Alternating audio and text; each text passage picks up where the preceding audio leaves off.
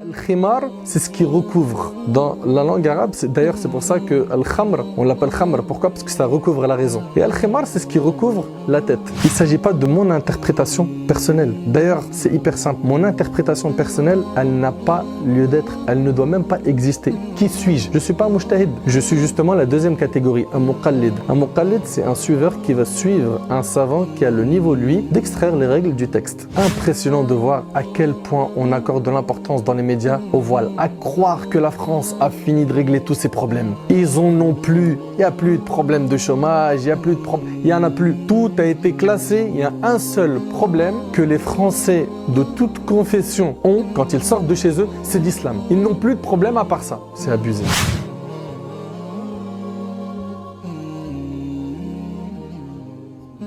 Salam alaikum wa rahmatullahi ta'ala wa barakatuh. Wa alaikum salam wa rahmatullahi wa barakatuh. Nader, encore une fois, merci de nous recevoir pour une chaîne YouTube, pour un média qui s'appelle Islam Mag. C'est un média qui parle des problèmes que rencontre la communauté musulmane de par le monde et précisément également en France.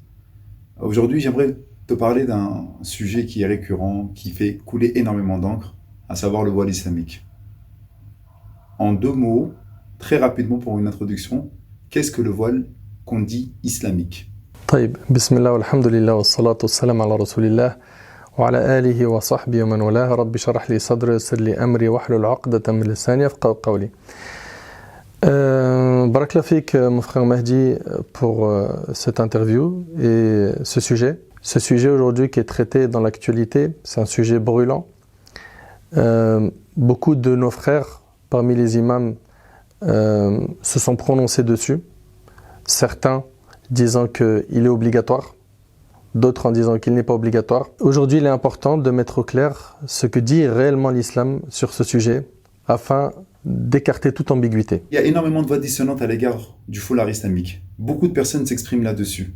Et des personnes qui montent sur les chairs dans les massages disent que le foulard, en fait, n'est pas quelque chose de cultuel, mais c'est plutôt, en fait, quelque chose de culturel. Donc, ils mettent le foulard sous le fait d'une culture qui a été importé de l'autre côté de la Méditerranée et non pas en fait d'une injonction divine. Pourrais-tu nous en dire plus là-dessus, s'il te plaît? Très bien. Alors, pour commencer, il faut savoir que nous, nos sources religieuses ne se limitent pas au Coran, bien que c'est notre principale source.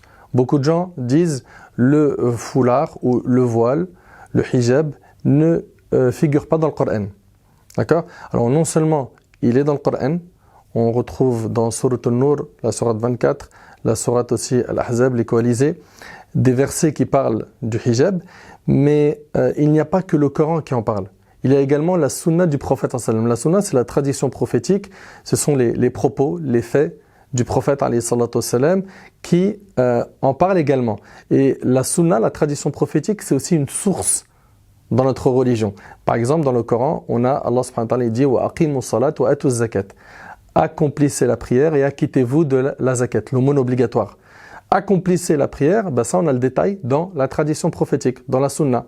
On n'a pas des versets qui nous disent qu'on a subh, dhuhr, asr, maghrib, isha, donc le nom des 5 prières qu'on accomplit chaque jour. On n'a pas le détail de comment on fait la prière. Donc tout ça, on va avoir recours à quoi? À la tradition prophétique. On a également le ijma'. Le ijma', c'est le consensus des mujtahidines. Le ijma', c'est l'accord des mujtahidines à un moment donné. D'accord? C'est-à-dire, après la mort du prophète, il y a eu des ijma'at, des consensus de la part des mujtahidines. D'accord? Donc, c'est une période donnée, et puis ces ijma' continueront jusqu'à la fin des temps, tant qu'il y a des nouveautés et que les savants font des ijtihad. Et justement là, parlons d'ijtihad. Un mujtahid, c'est quoi? C'est un savant qui a le niveau d'extraire les règles juridiques des textes. Et ça, c'est pas donné à n'importe qui. Le ijma', le consensus, ça c'est un argument religieux. Et on a aussi le raisonnement par analogie, al-qiyas. C'est aussi une parmi les sources des gens de la sunna. Et il n'y a pas que ça. Il y a d'autres sources comme al-masalih al-mursala, etc., etc., etc. On va pas rentrer dans tous ces détails. Par contre, pour juste revenir aux arguments du Coran, Allah subhanahu wa ta'ala, il en parle dans plusieurs versets. Allah tabaraka wa ta'ala va dire par exemple dans Surat al-Ahzab, ce qui suit. يا أيها النبي قل لأزواجك وبناتك ونساء المؤمنين يدنين عليهن من جلابيبهن ذلك أدنى أن يعرفن فلا يؤذين وكان الله غفورا رحيما. Ici, Allah subhanahu wa ta'ala demande au prophète alayhi salatu wassalam, de dire à ses épouses, qul azwajika wa banatika, à ses filles, et aux femmes des croyants. Et là, ici, ce n'est pas limité aux femmes des croyants de son époque, mais à toutes les femmes croyantes de toute époque, de rabattre sur elles leur grand voile. D'accord? Donc ça, c'est un argument qui est explicite sur le hijab. Après, certains vont dire, oui, mais le hijab, c'est ce qui cache, d'accord? C'est ce qui cache quelque chose, donc ça peut être un rideau, okay? Ça peut être un voile, c'est pas assez explicite pour certains, mais on retrouve dans Surat An-Nur le verset suivant où Allah tabaraka wa ta'ala nous dit وَقُلْ لِلْمُؤْمِنَاتِ يَغْضُضْنَ مِنْ أَبْصَارِهِنَّ ويحفظن فروجهن ولا يبدين زينتهن إلا ما ظهر منها وليضربن بخمرهن على جيوبهن. Dans Surat An-Nur, dans le verset 31, Allah subhanahu wa ta'ala dit وَقُلْ لِلْمُؤْمِنَاتِ يَغْضُضْنَ مِنْ أَبْصَارِهِنَّ وَيَحْفَظْنَ فُرُوجَهُنَّ. Donc Allah subhanahu wa ta'ala dit aux croyantes de baisser leur regard, de préserver leur regard et de préserver leur sexe. Et de nous montrer de leur corps, justement, là on a un terme qui a besoin de clarification. Illa ma zahara minha, que ce qui en paraît. Et ici, quand on regarde l'explication du grand exégèse Ibn Abbas, radiyallahu anhuma, qui est un compagnon du prophète, alayhi salatu wassalam, et il n'est pas le seul, ils sont plusieurs à avoir cette opinion, ils disent, ses compagnons et eux, c'était les élèves du prophète Muhammad sallallahu alayhi wa sallam. C'est-à-dire que leur professeur, c'était le messager d'Allah. Vous imaginez? Donc ils étaient proches de la source. C'est-à-dire qu'ils avaient le verset et sa compréhension. Immédiatement, ils l'apprenaient de qui? Du meilleur des hommes, Muhammad sallallahu alayhi wa sallam. Et bien ici, ce compagnon, il n'est pas le seul. Ils ont interprété et elles nous montrent de leur corps. Donc, illa ma zahara minha, c'est-à-dire que les mains et le visage. Que les mains et le visage. Donc on comprend qu'elles doivent recouvrir leur tête, ok? Et justement, le yadribna bi khumurihinna al-khimar, c'est ce qui recouvre. Dans la langue arabe, d'ailleurs c'est pour ça que al-khamr, on l'appelle khamr. Pourquoi? Parce que ça recouvre la raison. Et al-khimar, c'est ce qui recouvre la tête. D'accord? Donc déjà, linguistiquement, c'était connu. D'accord? Et puis les femmes à l'époque, elles montraient une partie de leur cou, leur tête, etc. Et il leur a été demandé justement de couvrir leur tête. Et puis on a un hadith qui est rapporté par l'imam al-Bukhari où Aïcha radhiyallahu anha, elle dit qu'Allah fasse miséricorde aux femmes des Ansar. Donc les femmes des Ansar, c'était les musulmanes de Médine. Elle dit dès qu'elles ont entendu ce verset, elles ont pris un de leurs vêtements, elles l'ont coupé pour se couvrir la tête. Donc on voit bien qu'à l'époque, le verset pour eux était clair. Aujourd'hui, 1400 ans plus tard, on a des gens qui nous disent que c'est pas assez explicite. Vous avez une interprétation des textes, ok? Vous allez dire que le frère Nader et d'autres suivent une interprétation qui est la leur, ben ce n'est pas la nôtre. Donc ici, il ne s'agit pas de mon interprétation personnelle. D'ailleurs, c'est hyper simple. Mon interprétation personnelle, elle n'a pas lieu d'être, elle ne doit même pas exister. Qui suis-je? Je ne suis pas un mujtahid. Je suis justement la deuxième catégorie, un muqallid. Un muqallid, c'est un suiveur qui va suivre un savant qui a le niveau, lui, d'extraire les règles du texte. Et par rapport à ce point, il y a ijma'. Et des ijma', c'est pas quelque chose qu'on voit dans tous les sujets. Rappelle-nous ce que veut dire ijma'. Le ijma', c'est le consensus des mujtahidines à un moment donné.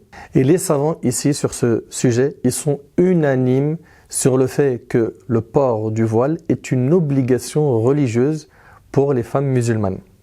D'accord?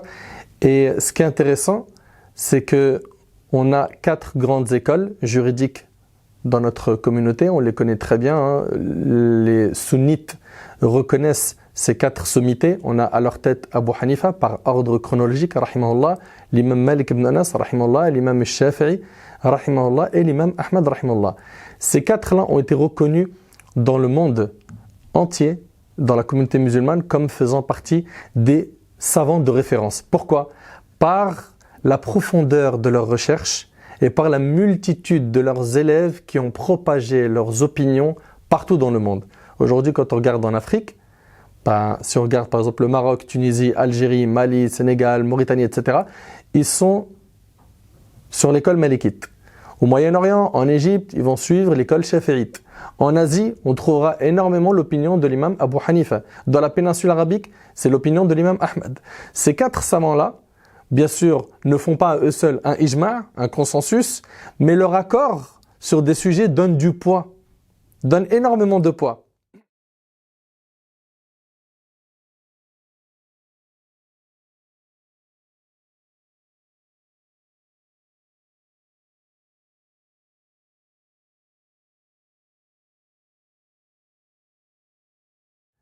Et ce qui m'étonne aujourd'hui, c'est de voir que de nos jours, on a des gens qui mettent les 4 écoles de côté. Donc, est-ce qu'ils se prétendent mujtahid? C'est une question que je me pose. Est-ce qu'ils ont le niveau, eux, d'extraire les règles du texte? Je me pose des questions sur ces personnes aujourd'hui qui viennent dire le voile n'est pas obligatoire. Mais d'où vous ramenez ça? Mais la question qu'on aimerait se poser, c'est pourquoi d'abord font-ils ça? Pourquoi d'où? Mais pourquoi font-ils ça? Est-ce que tu as des éléments de réponse par rapport à ça? Ça peut être de l'ignorance. D'accord? Ça peut être aussi l'attachement aux avis isolés. Dans le fiqh, dans la jurisprudence, on a, dans plein de sujets, des avis qui sont marginaux, qui ont été abandonnés, délaissés par l'ensemble des grands savants de la communauté musulmane. Et malheureusement, aujourd'hui, on vit une époque où Ash-Shadh revoit le jour, donc les avis isolés revoient le jour de plus en plus. Pourquoi? Parce que ça va arranger telle et telle personne, ça va arranger tel et tel discours. Et donc, voilà, il y a d'autres intentions derrière le fait de dire que le voile n'est pas obligatoire, mais mon objectif n'est pas de rentrer dans le cœur des gens. Ok? C'est pas mon travail, mais par contre, ce qui nous incombe, c'est de clarifier la position de l'islam face au hijab. Le hijab, c'est une obligation religieuse et les savants musulmans sont unanimes sur le sujet. Je suis d'accord avec toi parce qu'en fait, il est important de savoir pourquoi les gens feraient-ils ça, parce que selon leur intention, on peut se dire, par rapport aux argumentaires qu'ils nous apporteraient, oui, peut-être qu'ils ont raison ou non. Peut-être à cause du discours dominant, tu le dis, la France n'aime pas trop le voile islamique, on le voit dans les écoles, on le voit dans... Bon, c'est vrai que la France a un réel problème avec le hijab. Ils vont chercher des interlocuteurs qui vont dans le sens des réponses qu'ils souhaitent entendre. D'accord? Donc, au lieu de ramener des vrais théologiens, des gens qui ont étudié, qui ont passé des années et des années entre les mains des savants pour prendre de leur science et donc les mettre en avant dans les médias et de prendre leur opinion sur le sujet, eh ben on va prendre des gens qui ne sont pas qualifiés. Qui ne sont pas qualifiés, ça veut dire qu'ils n'ont pas fait d'études profondes, ils n'ont pas de ijazat, ils n'ont pas de recommandations de par leurs professeurs, ils n'ont pas un vrai cursus, ils ne sont pas des mujtahid et ils vont se prononcer sur des choses qui sont classées. Classées, c'est même pas des choses où il y a divergence dans la communauté musulmane. Moi, il y a un point qui me dérange réellement, mon frère Mahdi, tu sais c'est quoi? C'est que pour pouvoir parler de ces sujets, je l'ai dit, je le répète, il faut être quelqu'un qui a un minimum d'études. Moi, je ne comprends pas. Est-ce qu'on a déjà pris quelqu'un, lambda, qui n'a jamais étudié la médecine, et on l'a dit rentre dans le bloc opératoire et vas-y, c'est toi qui vas faire cette opération-là. Exactement. C'est impensable. C'est impensable de remettre un corps humain à quelqu'un qui n'a pas de spécialité. Et notre religion, on sait à quel point elle nous est chère, on sait à quel point on est attaché à notre dîn, à notre religion, eh ben, elle est remise entre les mains de n'importe qui. N'importe qui aujourd'hui dit n'importe quoi. N'importe qui aujourd'hui fait une chaîne YouTube et il a des suiveurs. Et crois-moi, il aura des suiveurs. Il peut dire ce qu'il veut, il aura des gens derrière lui. Okay? Ben, il faut que les musulmans se réveillent. Prenez votre religion de gens qui ont un cursus, de gens qui ont étudié la religion et pas n'importe qui. Aujourd'hui, on sait qu'il y a l'opinion publique, les médias, tout le monde s'agite autour du port du voile Et on aimerait, dans les médias, entendre que le voile n'est pas une prescription religieuse, que le voile n'est pas obligatoire. Pourquoi? Pour émettre des lois, serrer encore plus les boulons à la femme musulmane à croire que c'est pas déjà trop ce qu'elle vit. Elle n'a pas le droit. Il n'y a qu'à voir les personnes qui sont invitées sur les plateaux et chez les médias. Mais bien sûr. Et puis, on veut quoi au final? Aujourd'hui, la femme musulmane, on lui restreint son champ d'action et on prétend vouloir l'émancipation de la femme et vouloir libérer les femmes et vouloir aider à ce que les femmes s'épanouissent. Mais on regarde, on lui interdit les sorties scolaires, on lui interdit de faire du sport. En fait, on se pose 1000 questions. Elle a le droit de faire quoi? Elle n'a pas le droit de travailler avec son foulard, elle n'a pas le droit de faire ceci, elle n'a pas le droit de faire cela, elle n'a pas le droit de faire ceci, elle n'a pas le droit de faire cela. Donc, au vu de toutes ces polémiques autour du voile, et d'ailleurs c'est impressionnant de voir à quel point on accorde de l'importance dans les médias au voile, à croire que la France a fini de régler tous ces problèmes. Ils en ont plus, il n'y a plus de problème de chômage, il n'y en a plus. Tout a été classé, il y a un seul problème que les Français de toute confession ont quand ils sortent de chez eux, c'est l'islam. Ils n'ont plus de problème à part ça. C'est abusé. Et ça, franchement, ça vient de quoi?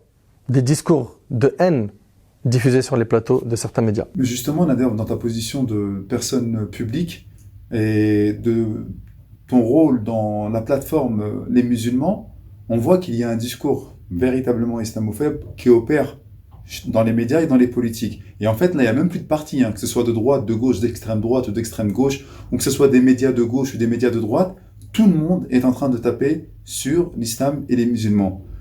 Que pourrais-tu conseiller, et c'est toujours en question avec le rapport au voile, à nos sœurs qui portent le voile, à nos frères qui sont musulmans, qu'on voit qu'ils sont musulmans, qu'est-ce que tu peux leur conseiller dans ces temps troubles? Dans ces temps troubles, bien sûr, on leur recommande de s'armer de patience. De s'armer de patience, parce que ça fait partie des épreuves qu'on doit supporter en tant que croyant. Et puis le prophète, alayhi salatu wassalam, il nous a clarifié dans la sunna authentique qu'il viendra un temps où la pratique de la religion sera tellement difficile que ça sera équivalent à tenir une braise de feu dans sa main. Et il a dit également que celui qui fera preuve de patience dans sa pratique pendant ces moments durs, il aura la récompense de 50 compagnons. Ça, c'est individuel. C'est individuel, d'accord? C'est-à-dire déjà, nous, patienter, ok? Être beaucoup plus intelligent que ces haineux qui veulent à tout prix faire éclater des guerres civiles dans le pays.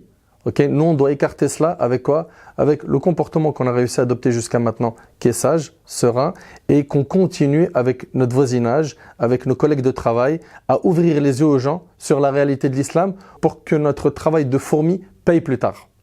D'accord? À titre individuel. Bien sûr, il y a les invocations et également l'action. L'action, dans le concret, c'est de signaler tous ces haineux là où ils se trouvent. Que ce soit au CSA, que ce soit en écrivant à la presse, que ce soit en écrivant aux maires, aux élus, de ne rien laisser passer, d'accord, de faire valoir nos droits, s'il le faut, en portant plainte contre certains qui menaceraient, qui iraient jusqu'à des violences physiques, des menaces, etc. Il ne faut pas laisser passer les choses et continuer à construire, en appelant au bon vivre ensemble, afin qu'Allah tabaraka wa ta'ala nous facilite plus tard. Très bien, Nader. Je reviens un petit peu à la question du voile. Et de tout ce qu'on peut entendre, effectivement, tu l'as très bien cerné. Il y a des youtubeurs qui parlent, il y a des personnes qui n'ont absolument pas les capacités cognitives ni même religieuses pour pouvoir s'exprimer sur la question. Mais le voile en lui-même, est-il réellement obligatoire? Est-ce qu'on pourrait mettre le voile au même niveau, par exemple, que la prière, que le ramadan? On dirait que la femme, dès qu'elle rentre dans l'islam, la première chose qu'elle doit faire, c'est se voiler. Y a-t-il un cheminement à avoir? Y a-t-il des étapes? Bien sûr, Barakallahu fik, il y a un cheminement. Il y a un cheminement. Regarde, on va faire très simple. La religion d'Allah subhanahu wa ta'ala, elle a été révélée pendant 23 ans. On ne peut pas venir dire à quelqu'un qui revient vers Allah, qui chemine, prend les 23 ans, applique-les en une semaine. C'est pas possible. D'accord? Et quand on regarde d'ailleurs le port du voile, il est venu dans la période médinoise. C'est-à-dire longtemps après le début de la révélation. Et tout ça, Allah tabaraka wa ta'ala, il a des sagesses dans sa manière de légiférer les choses. C'est-à-dire que lorsque la personne chemine, à un moment donné, elle entend que le voile est obligatoire. D'accord? Eh bien, elle le garde dans un coin de sa tête et elle continue à évoluer. Et ça doit venir d'elle-même. Alors, ça me fait rire quand j'entends elle est soumise à l'homme, c'est les maris qui sont derrière leur On femme. l'a bien vu, elles ont toutes répondu que c'était de leur choix individuel, de leur propre chef. Franchement, mais j'ai récolté quelques témoignages sur ma page Facebook. D'ailleurs, je vais en faire défiler quelques-uns pendant que je suis en train de parler avec vous. Regardez ce que les femmes musulmanes pensent du voile. Je vous laisse, Inch'Allah, lire les quelques lignes qui vont passer tout au long de cette interview. Donc, au contraire, elles sont épanouies. Wallahi, quand je lis leurs messages, elles sont hyper heureuses. Vraiment, c'est un cheminement spirituel profond entre elles et Allah, leur Seigneur. Et il n'y a aucune soumission à qui que ce soit à part Allah.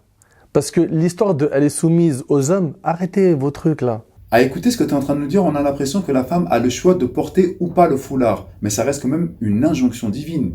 Dans la religion islamique, la femme est dans l'obligation de porter le foulard. Alors, bien sûr, c'est ce qu'on dit depuis le début. Et puis, le réflexe de chaque croyant, Allah subhanahu wa ta'ala, il nous dit justement dans le Coran, écoutez attentivement ce verset. إنما كان قول المؤمنين إذا دعوا إلى الله ورسوله ليحكم بينهم أن يقولوا سمعنا وأطعنا وأولئك هم المفلحون. Donc on voit ici que le réflexe du croyant et de la croyante, quand un ordre vient d'Allah et de son messager, c'est de dire Sami'na wa ata'na. Nous avons entendu et nous avons obéi. Même si on ne comprend pas la sagesse de l'acte qui nous est rendu obligatoire ou d'un acte qu'Allah ou son messager a interdit. Regardons l'exemple des prophètes. Le prophète Ibrahim alayhi salatu wassalam, on connaît tous son histoire magnifique avec Hajar alayhi salam et Ismaïl, Hajar son épouse, Ismaïl ce petit bébé qui vient de naître. Allah subhanahu wa ta'ala lui demande de les laisser dans le désert. Je ne sais pas si tu arrives à imaginer, mon frère Mehdi.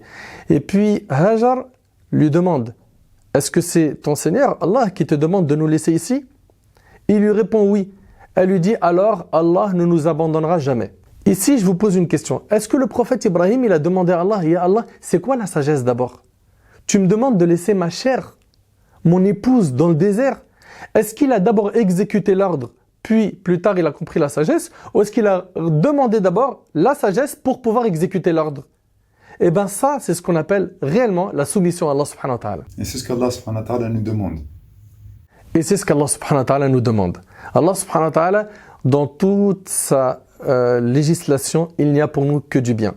D'accord? Certains y verront du mal, ce n'est que par leur ignorance. C'est parce qu'ils n'ont pas étudié la religion. C'est parce qu'ils s'autoproclament théologiens alors que ce n'est pas leur spécialité. Ned, justement par rapport à la question du foulard, parce que nous sommes toujours sur ce thème, il y a pas mal de sœurs qui viennent sûrement te voir et me voir également pour me demander, je veux porter le voile, j'ai toutes les aptitudes et les capacités pour porter le voile, mais ma mère, mon père ne veulent pas, pardonne-moi. Mon mari ne veut pas lorsqu'elle est mariée. Qu'est-ce qu'elle doit faire? Est-ce qu'elle doit porter le voile? Est-ce qu'elle se met en porte-à-faux avec sa famille? Alors, ce qui est assez étonnant ici, mon frère Mehdi, c'est que la liberté, en fait, on aime utiliser ce terme quand bon nous semble. C'est-à-dire que on veut à tout prix que la femme soit libre de ses choix, mais quand elle-même décide, et c'est le cas de la majorité des femmes qui franchissent le pas et portent le foulard, le voile, et ben la majorité des femmes, c'est un choix personnel. Et là, d'un seul coup, le mot liberté il disparaît. Elle est plus libre. Mais attends, je comprends pas. Un peu de cohérence. Un peu de cohérence, ça c'est un. Deuxièmement, nous, en tant que croyants, on a une hiérarchie en tant que musulmans. Allah, tabaraka wa ta'ala, il va passer avant nos parents. Le prophète alayhi salatu wassalam a dit La ta'ali makhlouq fi ma'siyati Allah azza wa jal. Il n'y a point d'obéissance à une créature dans la désobéissance au créateur. Donc, bien sûr, là ici, il va falloir bien comprendre mes propos. Il ne faut pas rentrer en clash avec la famille, mais en un discours apaisé, dans un dialogue serein, dans le fait d'essayer petit à petit de leur faire comprendre ce choix, ce cheminement, et toujours utiliser la douceur. Le prophète alayhi salatu wassalam a dit quand la douceur elle est dans une chose, elle ne peut que l'embellir, et quand elle est retirée d'une chose, elle ne peut que l'enlaidir. Très bien, et donc la femme, pour résumer un petit peu ce que tu viens de nous dire, si elle veut porter le voile, avec beaucoup de tact, avec beaucoup de douceur, elle explique en fait que c'est un choix personnel, donc libre, c'est un choix qui est véritablement porté que par elle-même et qu'elle doit bien entendu obéir à son créateur Allah subhanahu wa ta'ala. En résumé, hein. C'est bien ça. Par rapport en fait à la question du port du voile, il y a des personnes qui disent dans leur argumentaire que le port du voile n'est pas bon. Est-ce que leur argumentaire il est vraiment basé sur quelque chose de shed, à savoir de contradictoire, ou il y a véritablement rien du tout? Déjà, comment est-ce que Allah subhanahu wa ta'ala, nous en tant que musulmans, on peut penser qu'il légifère des choses qui ne sont pas bonnes? Comment? C'est ne pas connaître Allah subhanahu wa ta'ala. Donc nous qui avons une bonne opinion de notre maître Azza wa Jal, on sait que tout ce qu'Allah subhanahu wa ta'ala nous demande de faire ou de ne pas faire, c'est pour notre bien. C'est pour notre bien. Donc voilà, on chemine. Après, je sais que c'est difficile pour certains de cheminer, pour certaines. Par exemple, cette phrase de « j'ai peur de le porter et de l'enlever ». Mais si tout le monde pense comme ça, ben on va abandonner la religion dans le détail et dans son ensemble. Je vais avoir peur de prier parce qu'il y a des gens qui prient et qui font n'importe quoi. Je vais avoir peur de jeûner parce qu'il y a des gens qui jeûnent et qui font n'importe quoi. Je vais avoir peur d'aller au pèlerinage parce qu'il y a des gens qui vont au Hajj, ils reviennent, ils font n'importe quoi. Mais si on réfléchit comme ça, on va abandonner toute notre religion. Au contraire, ce qu'il faut, c'est faire ce qui a été ordonné dans notre religion et montrer l'exemple.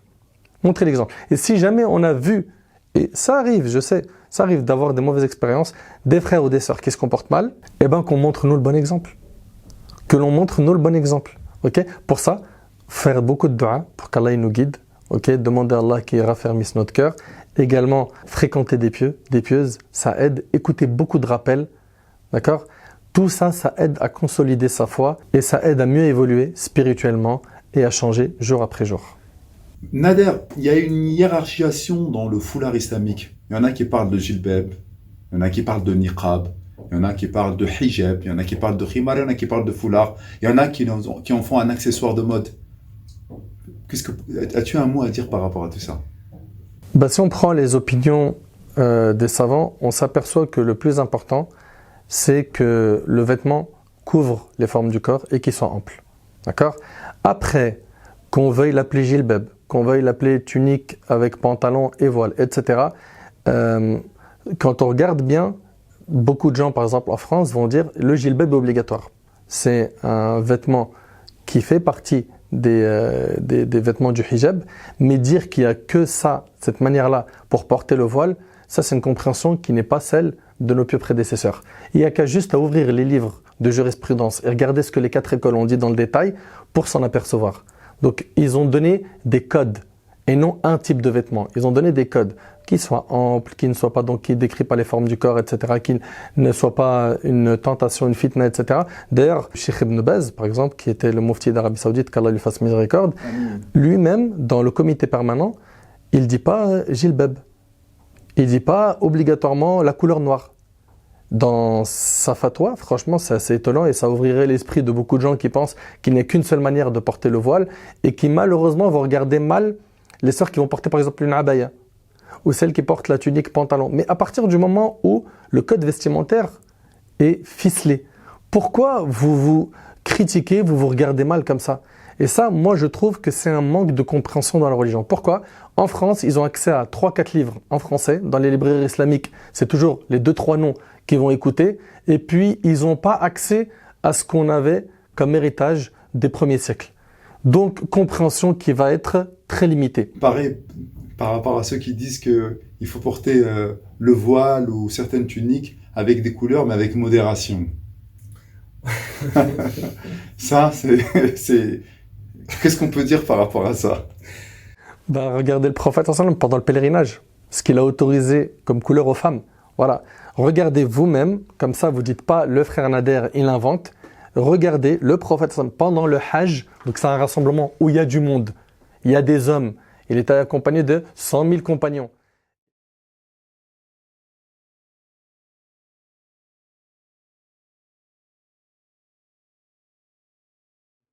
Et ça, c'était quelque chose de normal. À partir du moment où le vêtement en lui-même n'attire pas une fitna pour la femme, faut arrêter. Faut arrêter de venir dire. Après, c'est hyper simple. Hein. Beaucoup de gens peuvent dire ah ouais, lui il commence à virer à l'islam 2048, bisounours. Dis ce que tu veux. Prends les livres de fiqh, de jurisprudence. Tu parles de texte, tu nous parles de hadith. Non, mais parce qu'il y a des gens, ils vont toujours venir chercher du dur là où il n'y en a pas. Okay, en pensant que plus tu es dur dans la religion, plus tu es dans le haqq, tu es dans la sunna. Mais subhanallah, le prophète sallallahu alayhi wa sallam, c'était pas sa manière de faire. Aïcha, elle dit, radiyallahu anha, quand le prophète sallallahu alayhi wa sallam, il avait le choix entre deux choses, il choisissait la plus facile tant que c'était pas un péché. Donc, faut arrêter de venir voir du sombre et du dur partout, ok? La femme, pour ce qui est du vêtement, de ce qu'elle a le droit de porter, etc., je vous invite à ne pas vous attacher à ce qui a été dit à travers ce siècle. Regardez ce qui a été dit dans les premiers siècles, vous aurez une vision beaucoup plus large et profonde de la religion. Wallahu a'lam. Donc le visage et les mains. Et voilà. après... Et ça, d'ailleurs, c'est dans le hadith de Asma qui a été critiqué, le hadith d'Abi Daoud, où le prophète sallallahu alayhi wa sallam, il a dit quand la femme elle est pubère, on ne laisse apparaître d'elle que le visage et les mains. D'accord? Après, le reste, c'est considéré comme une aura, c'est-à-dire qu'une partie à cacher. Très bien. Donc tant que c'est ample, tant que c'est couvert, même si c'est un petit peu coloré, alhamdulillah rabbil alamin, elle respecte. Aucun problème. sa religion Et par puis, rapport à quand on regarde ça, le prophète alayhi wa sallam, il n'est pas venu se différencier des gens de son époque dans le vestimentaire. Et il a porté les vêtements du peuple. Ok? Il a porté les vêtements du peuple. C'est-à-dire que le prophète sallallahu alayhi wa sallam, il portait le turban. Il avait les cheveux longs, les gens à son époque, ils avaient les cheveux longs. Donc, il n'y a aucun problème à partir du moment où notre vêtement ne comporte pas un interdit. Nader, dernière question, très importante. Allah subhanahu wa ta'ala regarde surtout les cœurs. On dit, selon le hadith reconnu, les actes ne valent que par leur intention. Mais si le cœur de la personne est bon, pourquoi devrait-elle se couvrir? Si elle fait des bonnes actions, si elle se rapproche d'Allah, pourquoi devons-nous donner tant d'importance à l'apparence? Très bonne question, mon frère Mehdi. C'est vrai que le prophète alayhi salatu wassalam, a dit qu'Allah subhanahu wa ta'ala ne regarde ni nos corps ni nos images, mais il regarde nos cœurs et nos actes, rapporté par Muslim selon Abu Huraira.